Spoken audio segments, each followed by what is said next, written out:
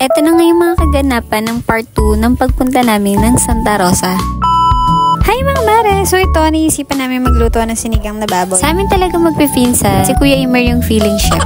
De joke, magaling talaga siya magluto. Ayun niya nga po dyan magpakita ng mukha at camera shy daw po siya. Napakasarap talagang humigop na mainit na sabaw, lalo na kapag merong hangover. Ano daw? At habang nagluluto nga itong pinsan ko, pansin na pansin namin itong magandang kawali ni ate na pwede ng pag-apuhan sa sobrang ganda at kapal. Pansin nyo ba, kapag ganitong tumatanda na talaga, yung isa sa mga nagpapasaya na lang sa atin, mga kagamitan na sa bahay. Ako lang ba or kayo din? Comment down below nga kung sino mga kagaya kong nahihilig na rin sa mga gamit pambahay.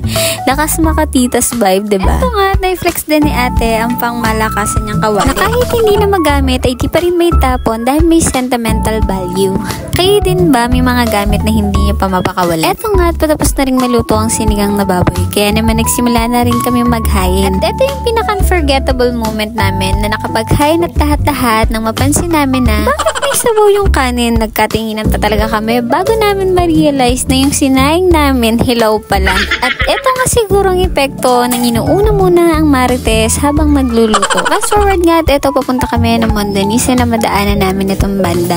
Kapag ganito talagang pumupunta kami ng Santa Rosa, side trip namin ang dumaan sa Mondanisin. Napakadami kasing masarap at murang kukutin dito. Well, hindi na lang basta kukutin yung bibilhin namin. Dahil nga may tindahan na kami, syempre, paninda muna yung bibilhin namin. Kapag andito ka nga sa Mondanisin, hindi mo na alam kung ano ang dadamputin. Parang lahat gusto mo nang kunin. Matapos nga naming mamili ay eto, pauwi na kami na maramdaman itong asawa ko na parang may mali sa motor namin. Kaya naman naisipan namin humanap ng motor shop para mapatingnan na rin itong aming motor. Naramdaman pala nitong asawa ko na hindi na kumakapit ang preno ng motor at mukhang naubos na rin ang brake fluid. Ramdam ko din na hindi magandang takbo ng motor namin dahil na rin siguro sa bearing na napasabak nga noong huling uwi namin ng Quezon. Kung bakit na naman napakaganda ng daan pa uwi ng Quezon. Ewan ko ba, hindi naman ako marunong magmotor pero yung lakas ng pakiramdam ko kapag may diferensya yung motor namin, ang lakas.